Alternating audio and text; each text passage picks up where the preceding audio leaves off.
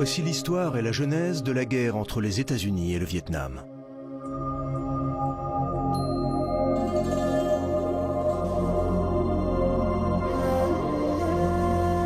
L'histoire du Vietnam est ponctuée de conflits et de luttes entre dynasties qui ont morcelé le pays au cours des siècles et l'ont ouvert à l'influence de plusieurs cultures.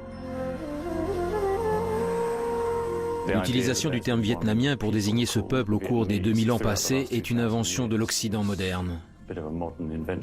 La guerre du Vietnam éclate en 1955, alors que le pays a déjà connu des siècles de conflits. Elle fera la une des journaux du monde entier et durera 20 ans. Les Américains pensaient qu'ils allaient se battre contre des paysans. Ils étaient sûrs de gagner. Mais en réalité, ces gens avaient une bien plus grande expérience de la guerre qu'eux.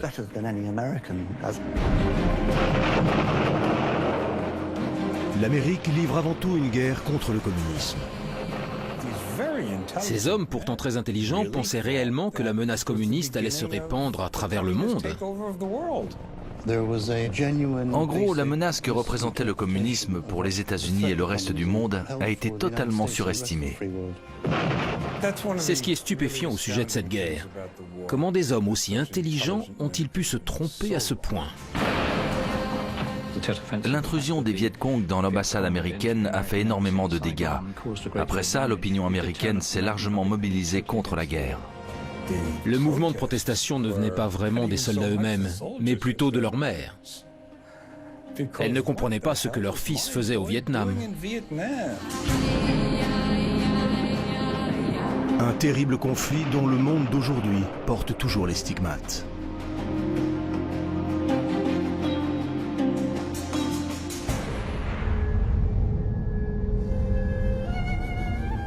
L'histoire du Vietnam est intimement liée à celle de ces deux deltas, celui du fleuve Rouge au nord et celui du Mékong au sud.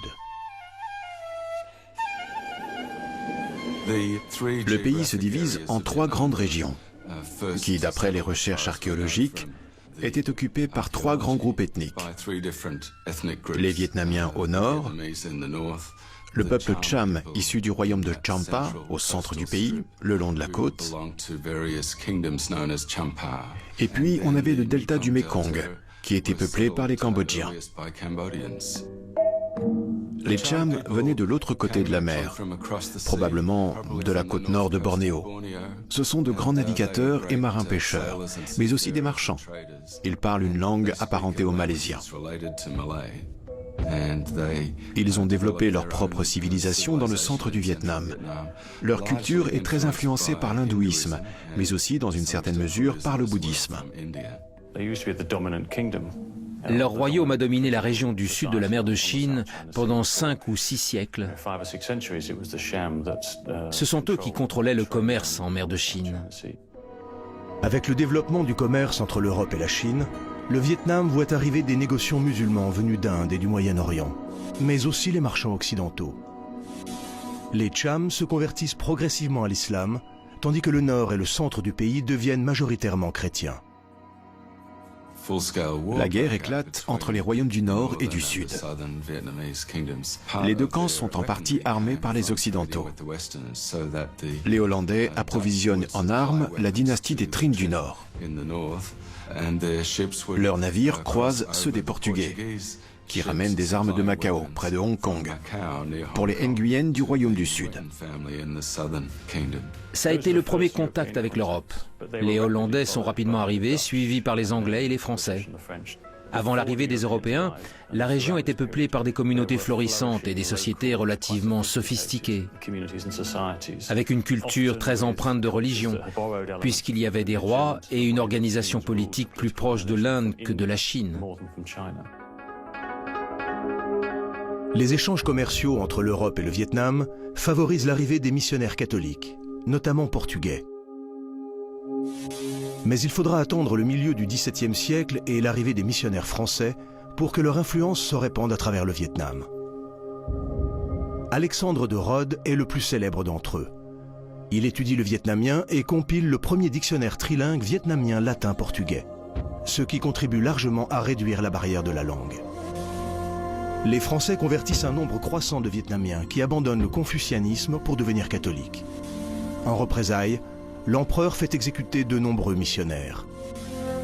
Ce qui marque la fin de l'entente cordiale avec la France. Les Français ne pouvaient rêver meilleur prétexte pour envahir le Vietnam. Contrairement aux Britanniques avec l'Inde, aux Portugais avec les Philippines et aux Hollandais avec l'Indonésie, ils n'ont aucune colonie en Asie.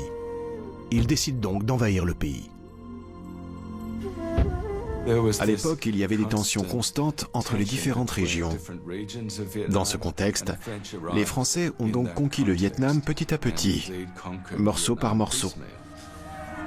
Vers 1860, les Français envahissent la région près de Saïgon.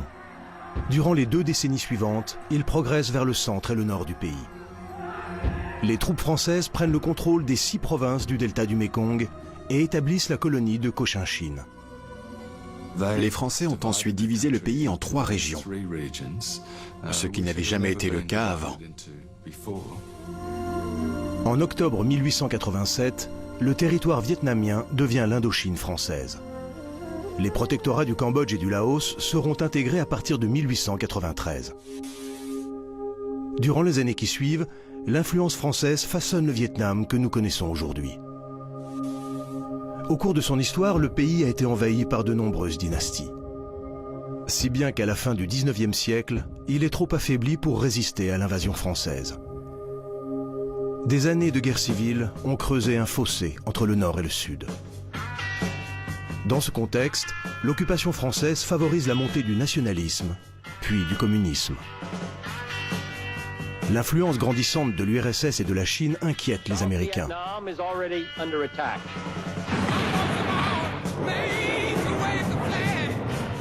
Mais comment en est-on arrivé à un tel carnage?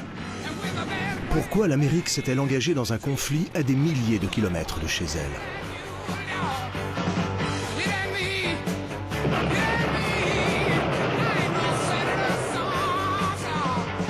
En 1884, la France contrôle tout le Vietnam. Le pays est désormais divisé en 3 régions.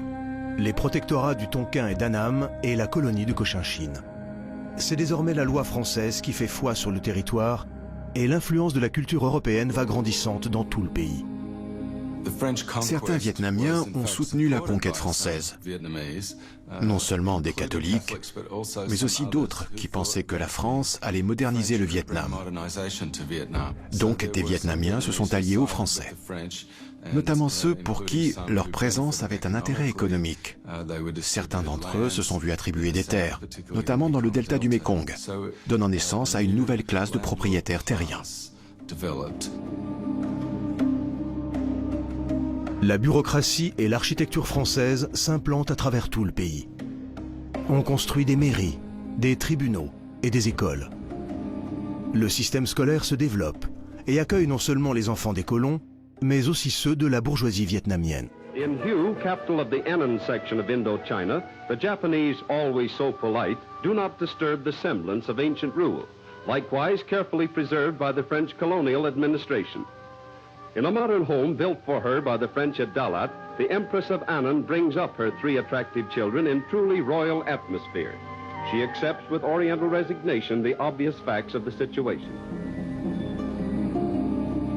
Les parents avaient compris que pour accéder à des postes haut placés dans la bureaucratie française, leurs enfants devaient connaître le nouvel alphabet latin officiel, le Quoc Nu, qui était une romanisation du vietnamien. Ce qui a permis à la culture vietnamienne de s'ouvrir au monde extérieur, mais aussi de se familiariser avec les idéologies politiques occidentales, comme le communisme.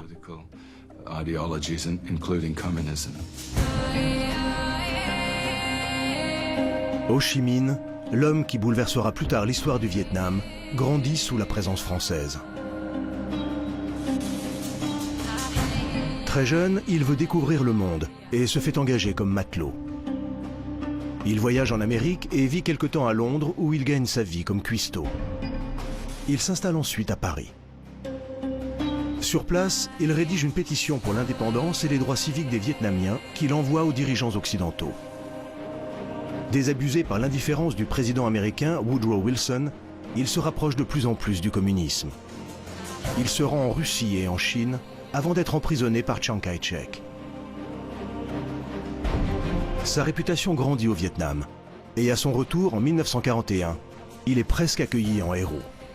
C'était un citoyen du monde. Il a été éduqué par les Français. Il a voyagé dans le monde entier comme matelot. Il a été cuistot à Londres. Lors des pourparlers pour la paix en 1919, il se rend à Versailles pour y réclamer la libération du peuple vietnamien du joug colonial français. Mais il sera expulsé. Ho Chi Minh adhère au Parti socialiste français en 1919, suite à la scission entre communistes et socialistes l'année suivante. Il intègre la faction communiste et devient l'un des membres fondateurs du Parti communiste français. Durant la Seconde Guerre mondiale, la France capitule face à l'Allemagne nazie en juin 1940. Le gouvernement de Vichy cède alors le contrôle de Saigon et d'Hanoï au Japon. Les Japonais renforcent la présence de leurs troupes au sol, afin d'empêcher l'approvisionnement en armes des Alliés par le Vietnam. À sa libération des prisons chinoises, Ho Chi Minh rentre au Vietnam où il prend la tête du mouvement indépendantiste Viet Minh. Ses partisans et lui se battent contre le régime de Vichy et les Japonais. Durant la guerre, Ho Chi Minh retourne en Chine. Et avec le général Giap et d'autres, il organise une résistance communiste contre les Japonais. En 1945, ils reprennent le contrôle du Nord-Vietnam. Le Sud sera ensuite libéré par les Britanniques. Ces derniers, pour être sûrs de reprendre leur colonie en Extrême-Orient, avaient soutenu militairement les Japonais pour qu'ils gèrent la région jusqu'au retour des Français.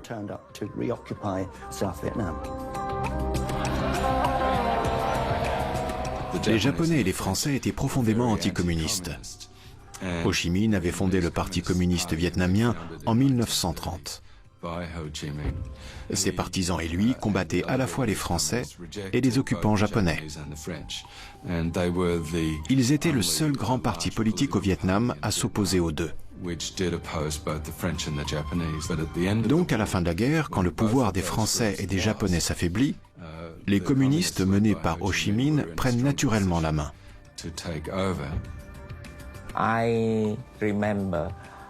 Je me souviens qu'à l'époque, presque tout le monde parlait d'Ho Chi Minh. On l'appelait Oncle Ho. À ce moment-là, tout le monde pensait qu'il avait été envoyé de là-haut pour aider le peuple vietnamien. Mais c'était un être humain comme les autres, qui nourrissait aussi des ambitions personnelles. Ho Chi Minh est perçu comme un grand patriote. La population le respecte et le soutient. Après des années d'occupation française puis japonaise, les Vietnamiens se battent désormais pour retrouver leur liberté. Soutenu en secret par le Bureau des services stratégiques américains, il lance plusieurs offensives militaires contre les Français puis les Japonais. De son côté, Ho Chi Minh s'était allié aux Américains. Ces hommes venaient au secours des pilotes français et américains abattus par les Japonais. Il les ramenait ensuite aux troupes américaines stationnées dans le sud de la Chine. Ho Chi Minh a donc pu constituer une armée grâce au soutien des États-Unis, ce qui lui a permis d'être en position de force après la défaite des Japonais. Ho Chi Minh a rassemblé une armée conséquente au fil des années. À cette époque, une terrible famine sévit dans tout le pays. La population accuse les Français et les Japonais qui utilisent les réserves de riz pour nourrir leurs troupes, allant même jusqu'à en exporter vers le Japon. Lorsque le Viet Minh récupère le pouvoir en 1945, après la reddition des Japonais, le bilan est estimé à 2 millions de morts. La fin de la Seconde Guerre mondiale a aussi marqué le début de la guerre d'Indochine, puis de la guerre du Vietnam, conflit dont les Américains ont hérité après la défaite des Français. Mais en fait, ce conflit est né bien plus tôt de l'alliance entre Ho Chi Minh et les États-Unis. Parce qu'en réalité, c'était avant tout un nationaliste plus qu'un véritable communiste. À partir de 1945, les États-Unis veulent absolument contenir la montée du communisme. C'est l'époque de la théorie des dominos, selon laquelle, si le Sud-Vietnam basculait dans le communisme, le Laos, le Cambodge, la Thaïlande allaient faire de même. Le communisme allait se répandre dans toute la péninsule malaise jusqu'à atteindre l'Australie. À ce sujet, un sénateur a déclaré « Il ne faut pas attendre qu'ils soient sur les plages de Waikiki pour les combattre ». Ces hommes étaient très intelligents, il n'y a aucun doute là-dessus. Pourtant, McNamara et Rusk étaient réellement persuadés que la menace communiste allait se répandre à travers le monde. Selon la fameuse théorie des dominos. Mais ils avaient complètement tort. Ho Chi Minh et le Viet Minh ont décidé de résister à la présence française dans le Nord. Et ils ont lancé l'attaque d'Hanoï en décembre 1946. Cette offensive marque le début de la guerre d'Indochine, qui durera jusqu'en 1954. Meanwhile, the situation in French Indochina grows graver as bitter fighting sweeps through Hanoi, leaving misery and destruction in its wake. French troops move up country to engage the well-equipped forces of the Vietnam Republic, who made a desperate but unsuccessful bid to massacre the entire French population of the city. La France ne voulait pas donner son indépendance au Vietnam. Et en faisant ça, elle a poussé les Vietnamiens dans les bras du communisme. Parce que le peuple voulait son indépendance. Et les communistes étaient les seuls à être bien organisés. A priori, Ho Chi Minh ne voulait pas autre chose que récupérer le sud du Vietnam. Lors de la bataille de Dien Bien Phu, le président Eisenhower refuse de soutenir les Français avec des frappes aériennes. Ho Chi Minh, lui, de son côté, déploie ses troupes et bénéficie de l'aide des Soviétiques. Il parvient même à calmer les Chinois et à les convaincre de lui apporter leur soutien. Grâce à sa détermination, il a réussi à mettre en place un réseau extraordinaire. Over to the French fighting communism in Indochina as Ju-52 planes lend their weight in an all-out offensive against the Red Jungle strongholds of the Viet Minh forces.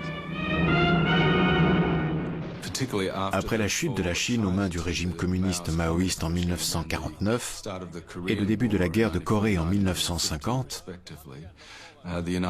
les États-Unis apportent un soutien massif aux Français en Indochine, d'un point de vue politique et militaire. Au départ, les Américains étaient très réticents à les aider. Mais comme ils avaient signé les accords de l'OTAN avec la France en Europe, ils ont décidé de la soutenir en Indochine. Ils ont donc apporté une importante aide à la fois logistique et financière. The fight for Indochina goes on.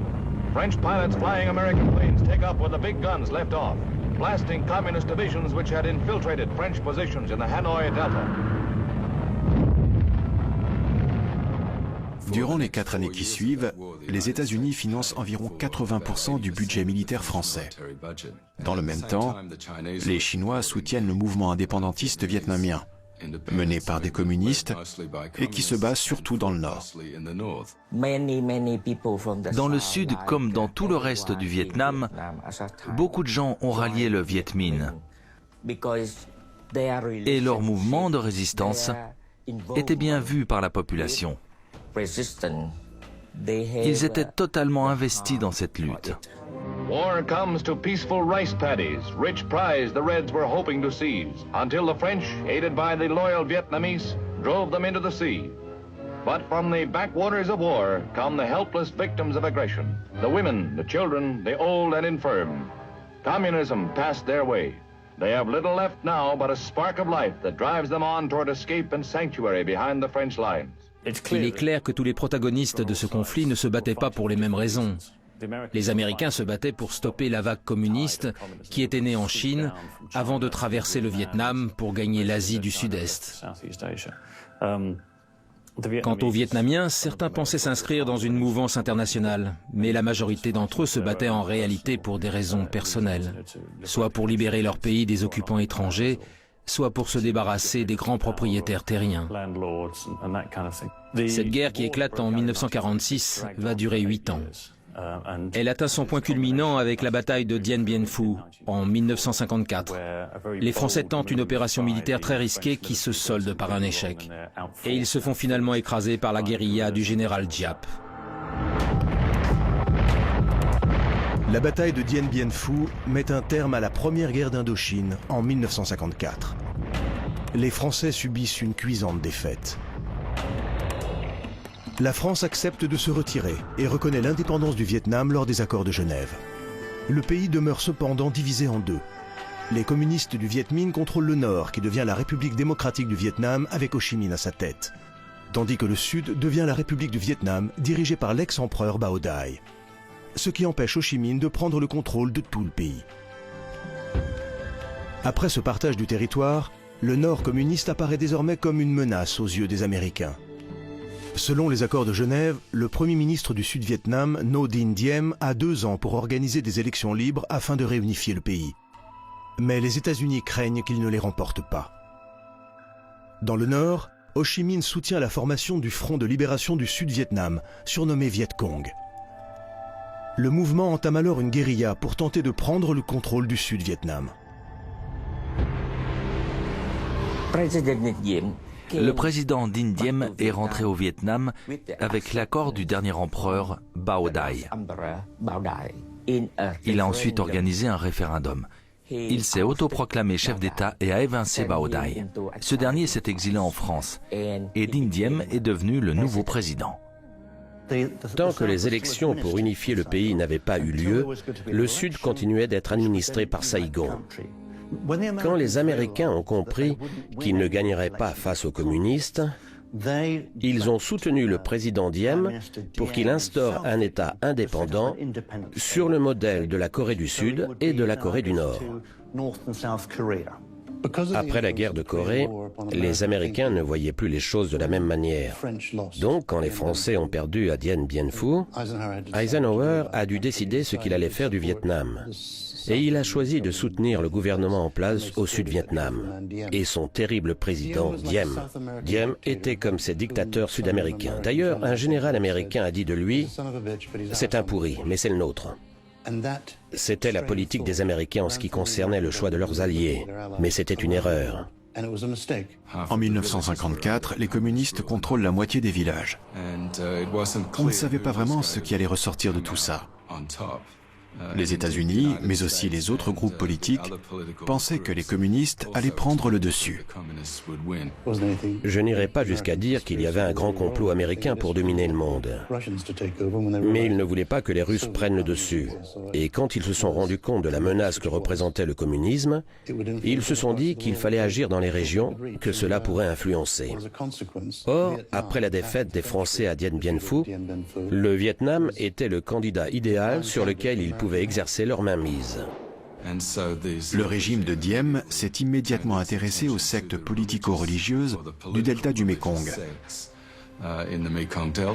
Les troupes gouvernementales les ont attaqués en premier. Du coup, il y a eu des affrontements dans Saigon en 54-55.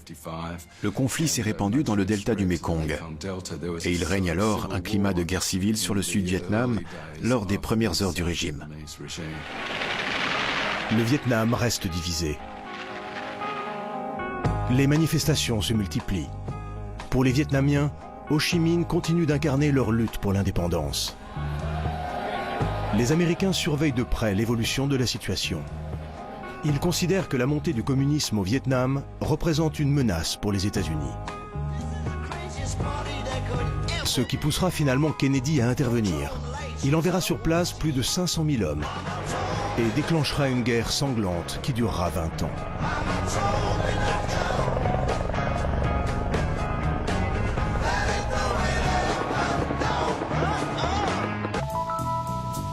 Au cours du XXe siècle, le Vietnam a été envahi par la France et la Chine.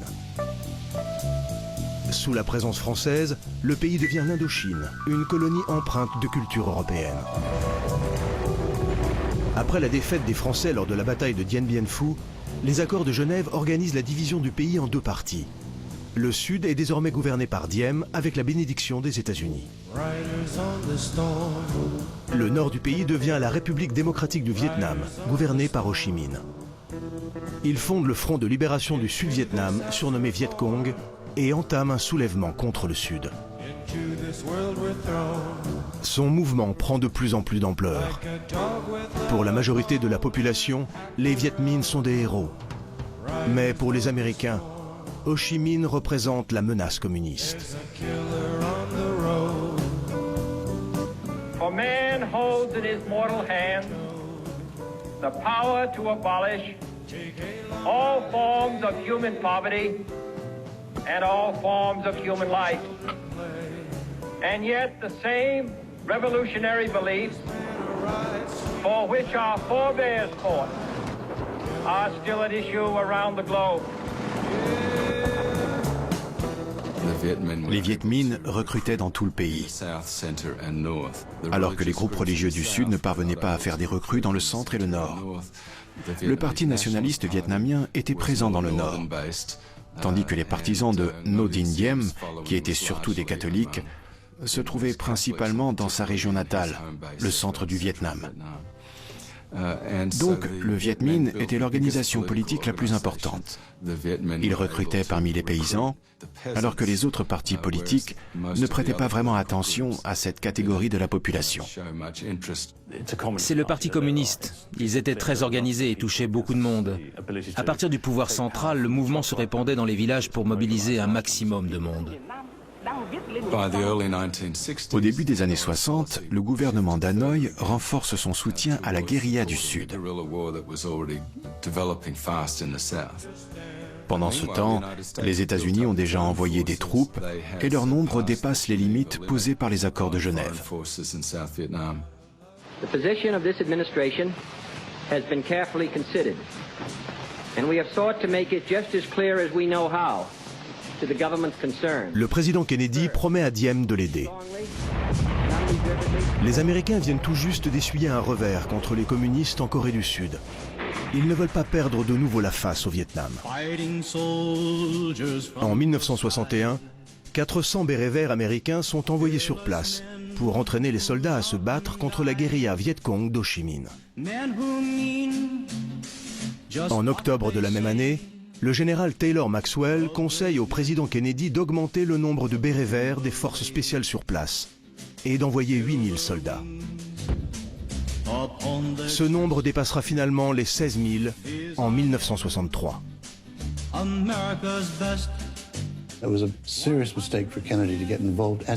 Kennedy a commis une grave erreur en impliquant son pays dans un tel conflit simplement pour empêcher le bloc soviétique communiste de faire la loi. Il aurait pu gérer la situation autrement et certainement de façon beaucoup plus subtile. La première chose qui vient à l'esprit lorsqu'on évoque cette guerre, c'est que ça a été l'escalade. Kennedy a commencé par envoyer 400 bérets verts des forces spéciales afin de contrôler la situation sur place. Et ensuite, il a envoyé de plus en plus de soldats. Il aurait dû se contenter de l'effectif limité des forces spéciales, c'est-à-dire des bérets verts, comme on les appelle, et éventuellement renforcés par de petites unités tactiques, ce qui aurait permis d'éviter de provoquer l'animosité de la population dans le nord du Vietnam. South Vietnam is already under attack, sometimes by a single assassin, sometimes by a band of guerrillas, recently by full battalions. The peaceful borders of Burma, Cambodia, and India have been repeatedly violated, and the peaceful people of Laos are in danger of losing the independence they gained not so long ago. Les États-Unis ont décrété que le Sud devait être mis au pas très rapidement s'ils n'acceptaient pas de changer de politique. Ils ont donc lancé une intervention massive à très grande échelle et envoyé des forces régulières. Les Chinois, aussi bien communistes que nationalistes, étaient des ennemis de longue date des Vietnamiens. La menace du communisme soviétique planait sur le monde. La Chine était tombée aux mains de Mao avec l'aide des Russes, ce qui a suffi à diaboliser le communisme et à en faire un monstre qu'il fallait absolument combattre.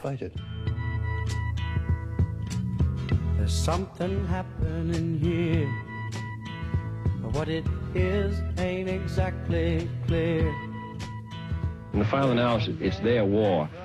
They're the ones who have to win it or lose it. We can help them, we can give them equipment, we can send our men out there as advisors, but they have to win it, the people of Vietnam, against the communists. So all we can do is help. and we're making it very clear. But I don't agree with those who say we should withdraw. That'd be a great mistake.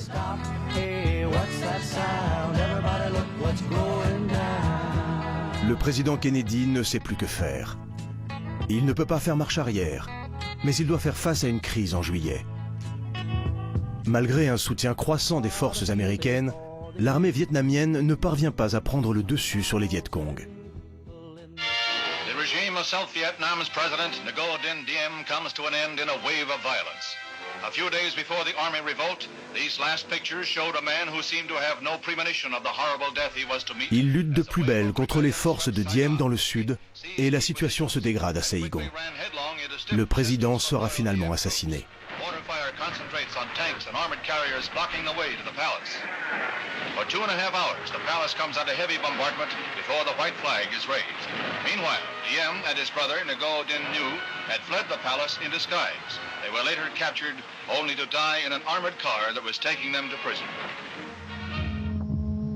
3 semaines plus tard, le président Kennedy est assassiné le 22 novembre 1963. Tout le pays est sous le choc. At 1:25, the motorcade moves into the downtown area. Death is 6 minutes away. In a warehouse, a sniper with a rifle poised waits. The cheers of the crowd almost muffle the 3 shots. The assassin's aim is deadly. From Dallas, Texas, the flash, apparently official, President Kennedy died at 1 p.m. Central Standard Time, 2 o'clock Eastern Standard Time, some 38 minutes ago.